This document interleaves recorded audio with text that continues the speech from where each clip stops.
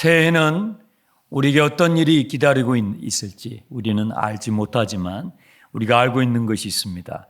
우리는 가야 할 목적지를 알고 있고 그 목적지를 향하여 가는 길을 알고 있습니다. 주님이 우리의 길인 줄 믿습니다. 내가 곧 길이요라고 말씀하셨어요.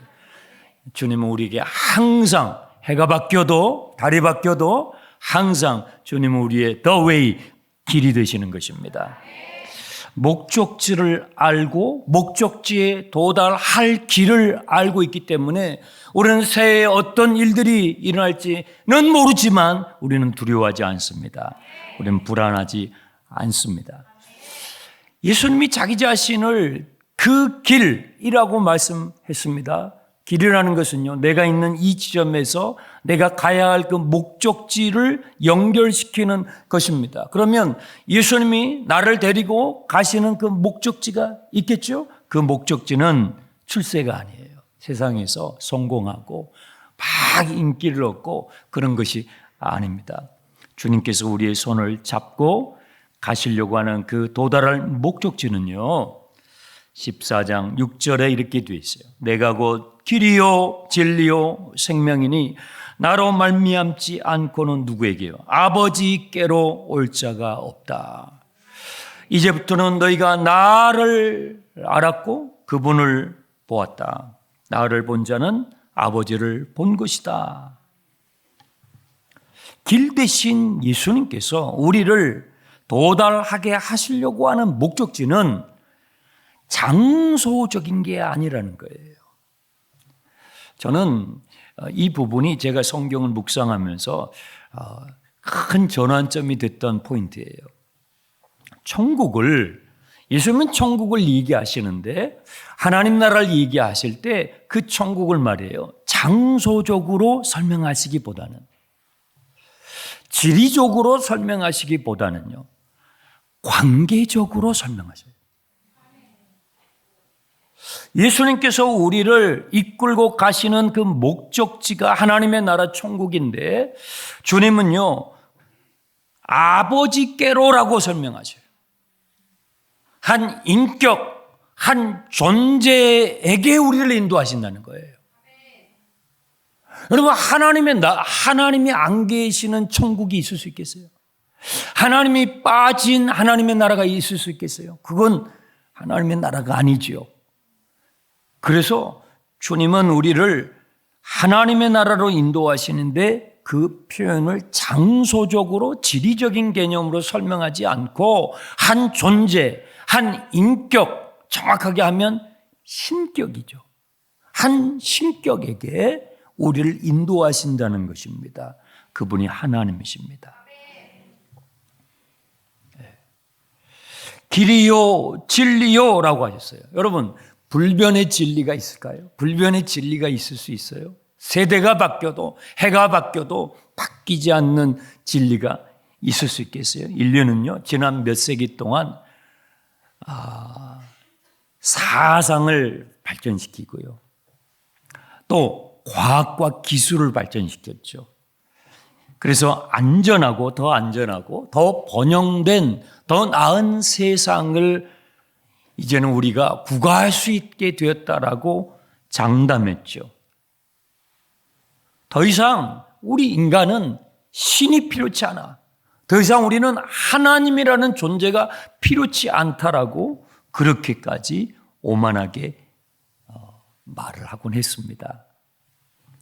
인간이 인류의 희망이라고, 인간의 기술과 지식으로 모든 직면한 문제들을 해결해 나갈 수 있다라고까지 호언장담을 했죠. 그런데 여러분, 세상이 어떻게 되어갑니까?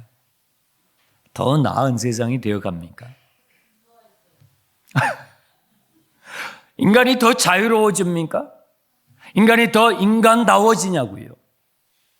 더 안전해져 가고 있습니까? 그렇지 않습니다. 허구가 온 세상을 뒤덮고 있습니다. 무엇이 진실인지 거짓인지도 구분이 안 돼. 이제는 구분을 못 해요. AI가 만들어내는 그것과 정말 땀 흘려가지고 있어서 만든 거하고 구분이 안 돼요. 무엇이 오리지널이고 무엇이 원본이고 무엇이 원본이 아닌지를 구분할 수 없는 그런 세상이 되어버렸어요. 무엇이 진실이고 무엇이 진실이 아닌지를 구분조차 할 수 없는, 아니 구분할 필요조차 없는 세상으로 지금 가고 있죠. 그런 세상에서 진리가 있을 수 있을까요? 불변의 진리가 있을 수 있겠습니까? 정말로 진정성 있는 진리가 있을 수 있겠습니까? 예수님이 이렇게 말씀하셔요. 내가 곧 진리요, 내가 곧 생명이다. 예수님은 내가라고 말씀하셔요. 여러분, 진정한 진리는요, 개념이 아니라는 거예요. 어떤 원리, 어떤 개념이 아니고요, 인격이 아니에요.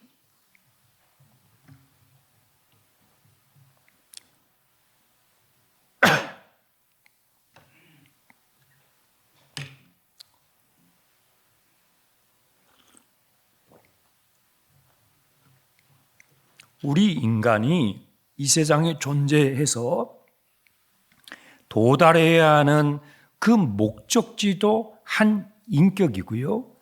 그 목적지를 향하여 이끌어주는 그 길도, 그 진리도 인격체라고 주님 말씀하시는 거예요. 그 목적지는 하나님이라는 분이고 그 목적지를 향하여 저와 여러분을 이끌어주는 그 길, 그 진리도 인격이신 예수 그리스도라고 말씀하시는 거예요. 여러분, 진리는요, 그래야 진리예요. 개념으로는 안 돼요. 개념을 붙잡고 이 세상을 어떻게 살아요? 내 삶의 한 모범이 되려면 그 모범은 인격적 존재해야 돼요. 그런데 예수님께서 바로 그분이라고 말씀하시는 거예요. 얼마나 다행스러운 것입니까? 길 대신 예수님을 따라가면요, 우리는 하나님 아버지라고 하는 한 인격체에 도달하게 돼요. 그래서 예수님을 보잖아요. 하나님을 발견해요. 나를 본 자는 아버지를 본 것이다. 인격적이지 않는 것은요, 진리가 아닌 거예요. 인격적인 관계 속에서 정말 우리가 경험하고 배워가는 것이 아니라면 그건요, 공허한 거라는 거예요. 공허한 거예요. 내가 곧 길이요 진리요 생명이니, 예수님은요, 세상이 줄 수 없는 생명을 우리에게 주러 오셨어요. 요한복음 3장 16절 다 아시죠? 하나님이 세상을 이처럼 사랑하사 독생자를 주셨으니 누구든지 저를 믿는 자마다 멸망치 않고 뭐예요? 영생을. 요한복음에서 자주 나오는 단어가 생명, 영생이라는 이 단어입니다. 이것은 세상이 줄 수 없는 생명이에요. 세상이 주는 것들은요, 효력이 있지만 그 효력이 제한적이에요. 자, 예를 들어 볼게요. 돈의 효력은 어때요? 돈의 효력이 대단하죠. 하지만 돈의 효력은요, 여러분의 호흡이 붙어 있을 때까지만이에요. 여러분의 호흡이 끝나는 순간 뭐예요? 휴지예요. 휴지 조각이라고요. 그것이 세상이 만들어내는 것들의 효력이에요. 그러니까 영원하지 않죠. 권력은 어때요? 권력의 효력은 어때요? 우리가 뭐 체감하는 거죠. 화무 11홍 권불 10년이라고 그러잖아요. 화려하게 핀 꽃도 열을 넘기기가 어렵고 막강한 권력도 10년을 유지하기 어렵다는 말이에요. 그것이 세상 사람들이 만들어내는 효력이에요. 기가 막힌 명약, 정말 불로 장생할 만한 그런 명약을 진시 황제가 찾았다고 하잖아요. 자기의 황제로서의 힘을 다 동원해 가지고 자기의 통치력이 미치는 곳까지 사람들을 보내 가지고 불로 장생할 수 있는 만병 통치약을 가져오라고 했다잖아요. 근데 진시황이 몇 살에 죽었는지 아세요? 51살에 죽었어요. 그것이 인간의 효력이에요. 인간이 자랑하는, 인간이 예수님을 인하여 만들어낼 수 있는 효력이에요. 그런데요, 예수님께서 세상이 줄 수 없는 생명을 주신 이 생명은요, 예수 그리스도로 말미암아 얻는 생명은요, 이 세상에서 뿐만 아니라 죽음 너머에까지 효력을 갖습니다. 그래서 영원한 생명이에요. 여러분, 영원하지 않는 피조물이 영원한 것을 줄 수 있을까요? 불가능합니다. 영원하지 않는 피조물이, 인간이 어떻게 영원성을 담아낼 수 있습니까? 불가능한 것입니다. 영원한 존재라야만이 영원한 것을 우리에게 줄 수 있는 것입니다. 그분이 예수님이십니다. 그래서 내가 곧 길이요 진리요 생명이라고 말씀하시는 거예요. 유일하신 참 하나님과 그의 보내신 자 예수 그리스도를 아는 것이 영생이라고 성경은, 요한복음은 특히 가르쳐 주는 거예요. 예수님을 알면 하나님을 알게 돼요. 예수님을 경험한다는 것은요, 하나님을 경험하는 거예요. 이게 같은 거예요. 그런데 빌립이 물었어요. 8절에. 주님, 하나님을 우리에게 보여주시면 우리가 족하겠습니다. 아니, 이 빌립은 예수님을 3년 동안 따라다녔잖아요. 제자들은 예수님을 3년 동안 따라다녔는데 왜 예수님을 보면서, 지척에서 보면서도 예수님을 보면서 하나님을 발견하지 못했을까요? 나를 본 자는 하나님을 본 자라고 말씀하셨는데 3년을 따라다녔는데 왜 그래요? 왜 이럴 수가 있죠? 마음이 딴 데가 있으면 그래요. 여러분이 지금 몸이 여기 와 있어요. 근데 마음은 저 클럽에 가 있어요. 저 강남에 막 클럽에 지금 이렇게 가 있단 말이에요. 그러면요, 제 이야기가 안 들려요. 여러분 듣고 있는 것 같지만 들리지 않아요. 그냥 여러분이 듣고 싶은 것만 들을 뿐이에요. 여러분의 마음이 가 있는 곳이 여러분이 진짜 있는 거예요. 저는 오늘 이 시간에 여러분의 마음도 이 자리에 있길 바랍니다. 빌립은요, 제자들은 예수님 옆에 따라다녔어요. 근데 마음이 딴 데가 있었다고요.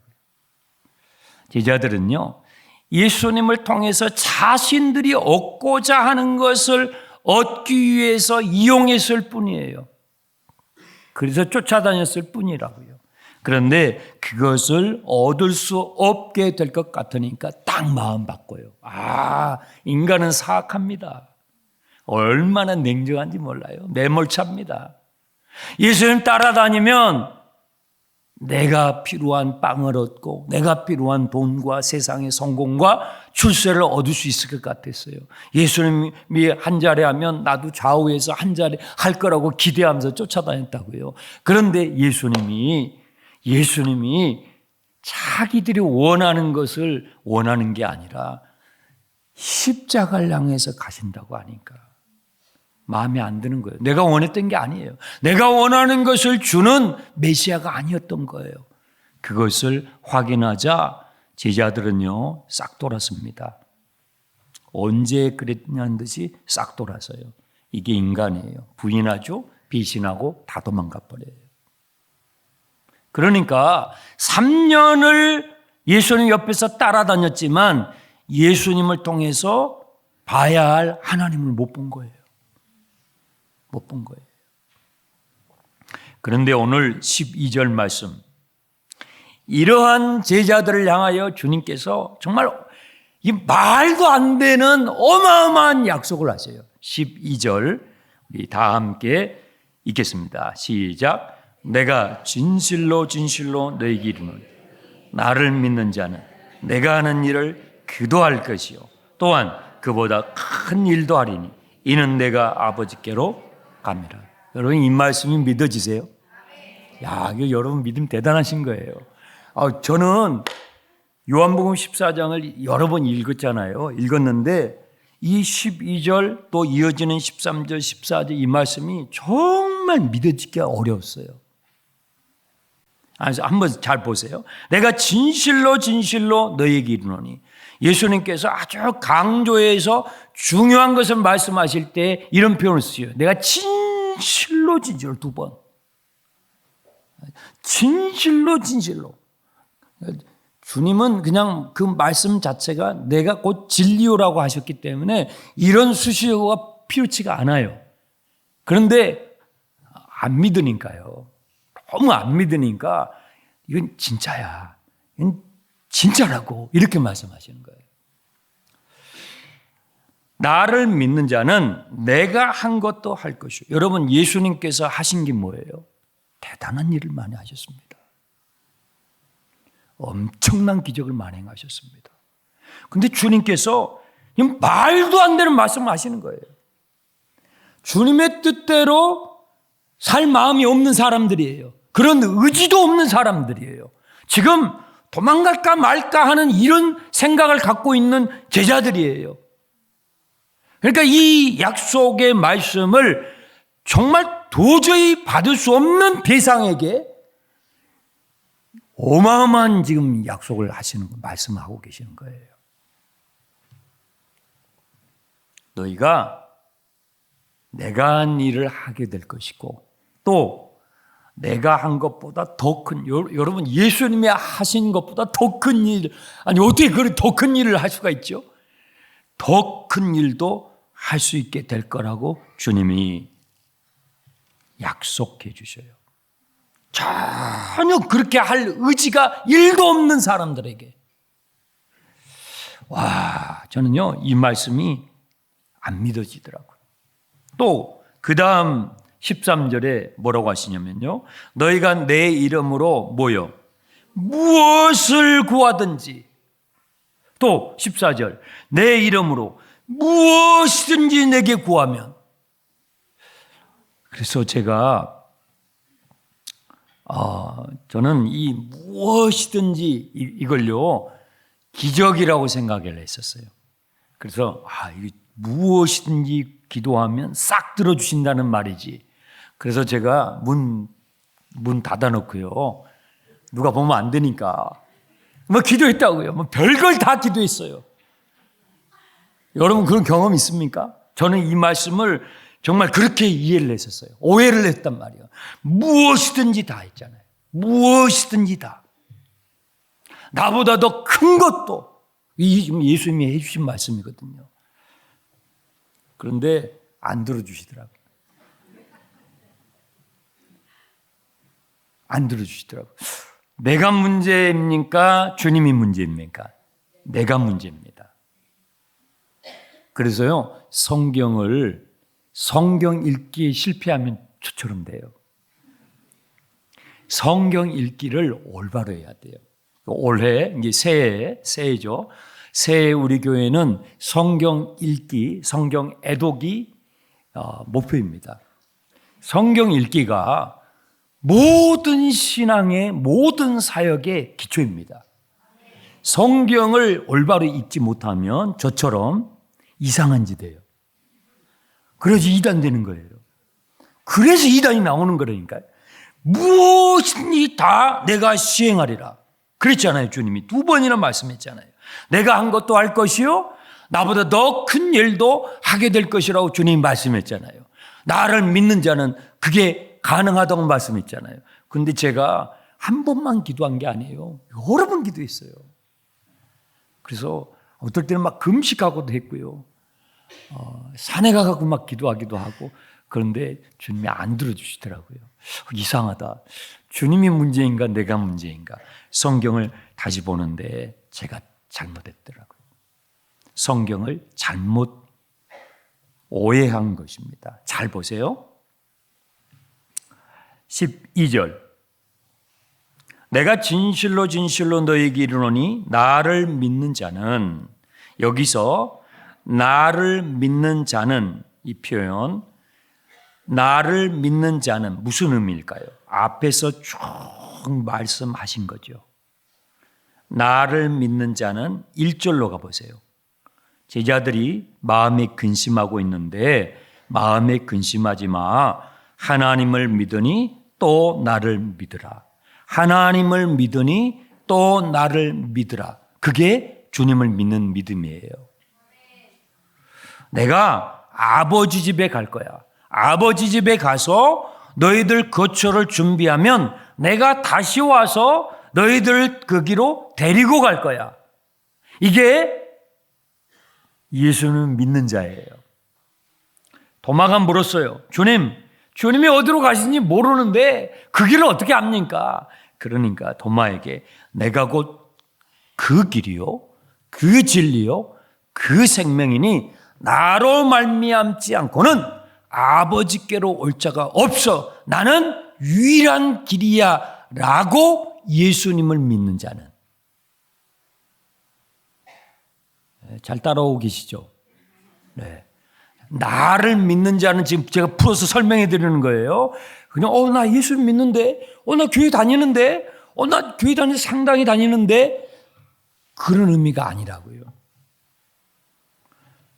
1절부터 쭉 나를 믿는 게 뭔지 지금 설명하고 계시잖아요.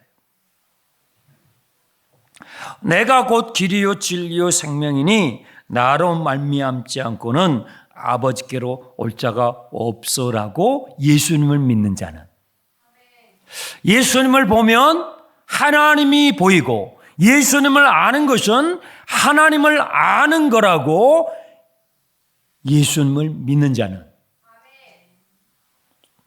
그죠? 그 믿음이에요. 그 믿음. 그래서 10절에 내가 아버지 안에 거하고 아버지는 내 안에 거하시는 것을 너가 믿지 않느냐?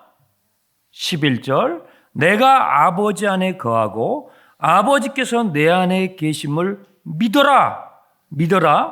그 다음에 11절 끝머리에 또 믿어라. 두 번이나 나오잖아요.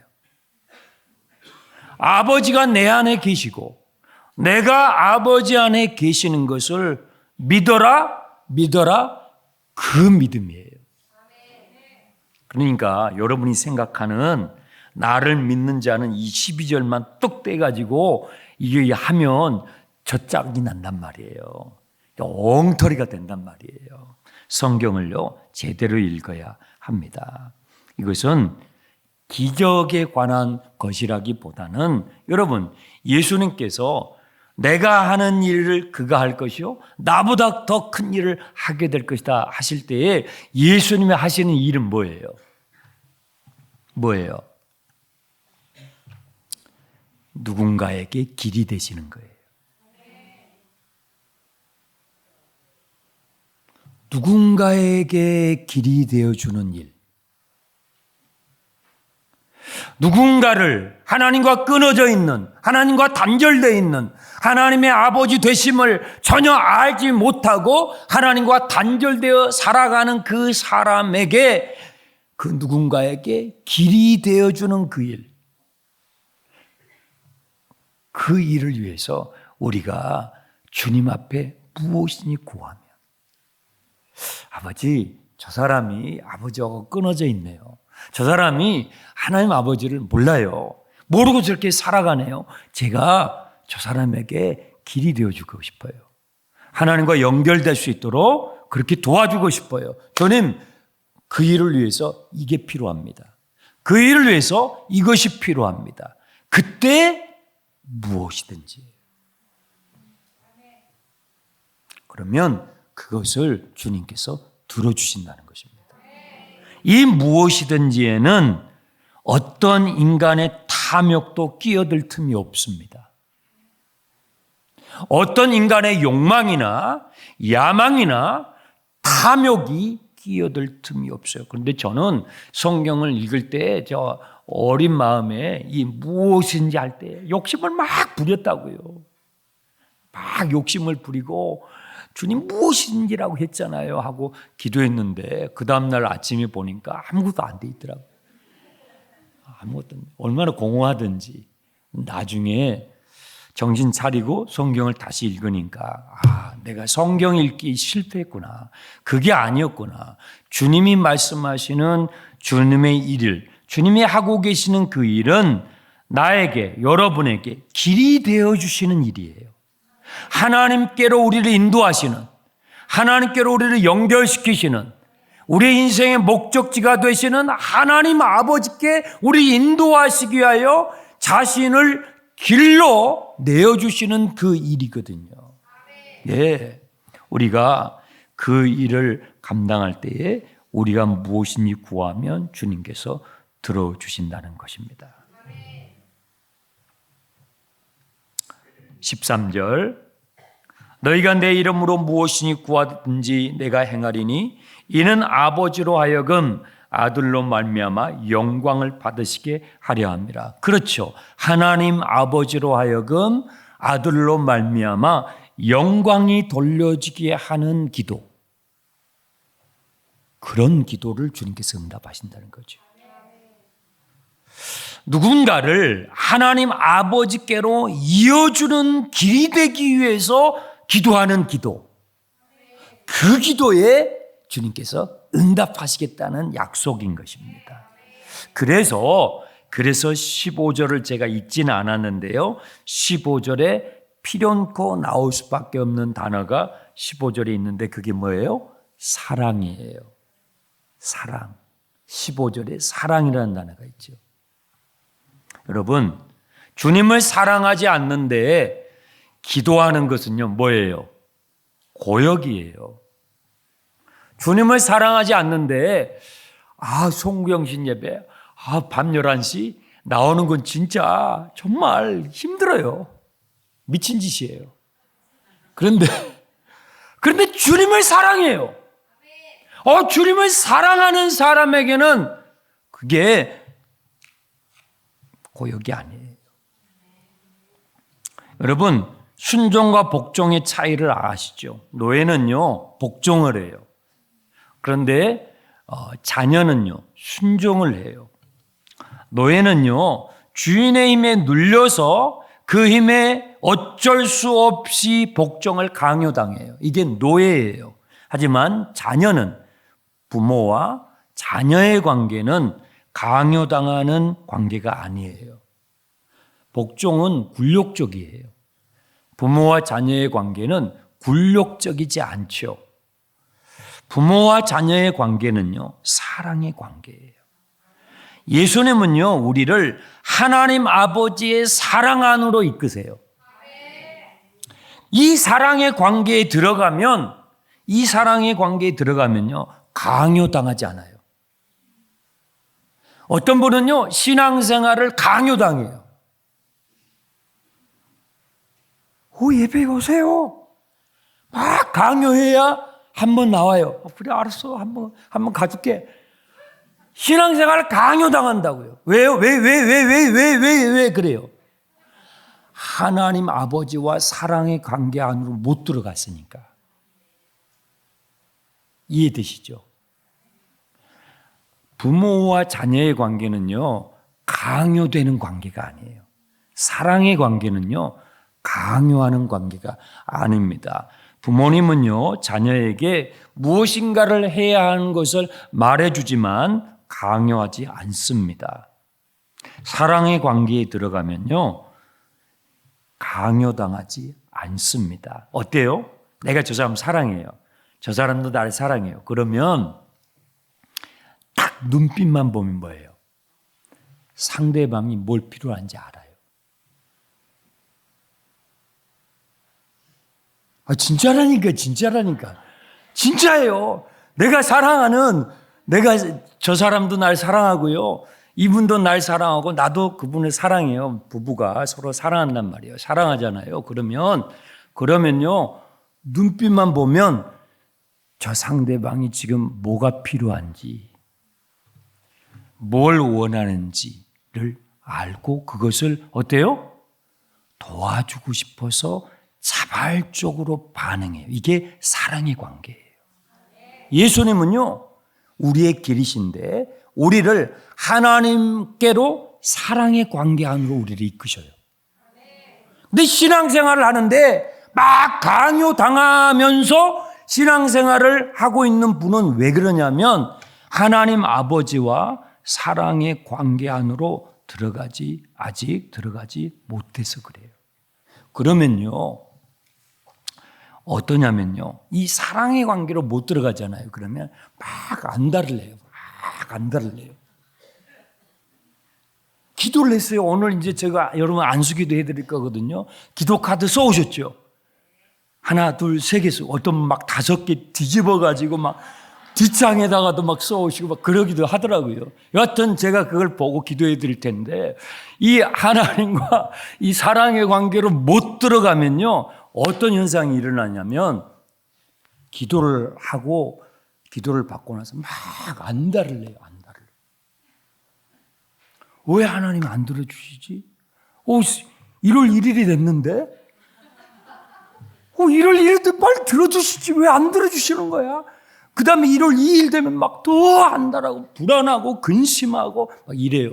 그런데요, 사랑의 관계로 들어가잖아요. 안달을 안 해요. 엄청난 차이가 있어요. 사랑의 관계. 하나님 아버지와 내가 자녀로서 하나님 아버지와 자녀의 관계로 들어가잖아요. 그 사랑의 관계로 들어가잖아요. 그럼 기도를 했어요. 또 기도를 받았어요. 그러면 안달하지 않아요. 그게 사랑의 관계의 특징이에요. 심지어는요, 그 사랑의 관계로 더 깊이 들어가잖아요. 그러면 내가 구했던 것이 이루어지든 안 이루어지든도 별로 그냥 이렇게 됐네? 이렇게 돼요. 됐네? 그게 사랑의 관계의 특징이에요.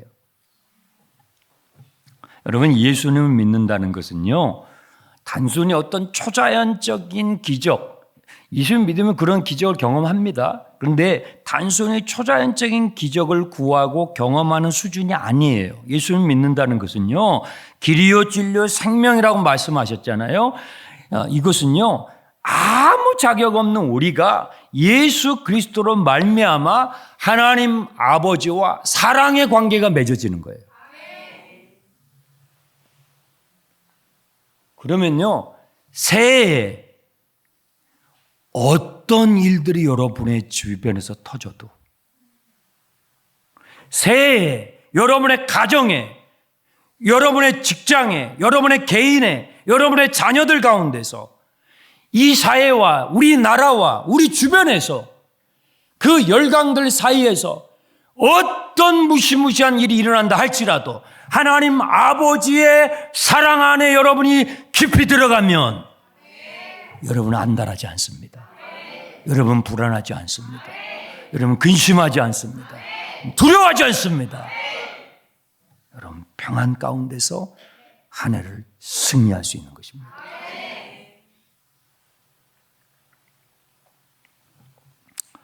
정말 한 해가 화살처럼 지나갔어요. 네, 너무 빨리 지나갔어요. 여러분 벌써 지나갔거든요. 지금 12시 24분이에요. 네, 지나갔어요. 지나갔단 말이에요. 그런데 이렇게 한 해가 싹 지나갔는데 뭐가 제일 아쉬워요? 한 해를 너무 많은 시간을 주셨잖아요. 너무 많은 기회를 주셨잖아요. 근데 한 해 한 해가 지나가면 뭐가 아쉬워요? 정말 아쉬운 거. 진짜로 아쉬운 거. 오늘 말씀의 근거에서 제가 표현을 해볼게요. 더 사랑하지 못했던 거. 더 사랑해주는 존재가 되지 못했던 것. 내가 사랑하는 사람들, 내가 사랑해야 할 사람들에게 내가 더 사랑을 표현하지 못했던 그거, 그게 정말 더 아쉽지 않습니까? 누군가의 길이 되어주지 못했던 것. 더 많은 사람에게 길이 되어주지 못했던 것, 더 사랑해주지 못했던 그것이 정말 아쉽지 않습니까? 하나님께서 저와 여러분에게 다시 기회를 주셨습니다. 새해를 주셨습니다. 새로운 시간을 주셨습니다.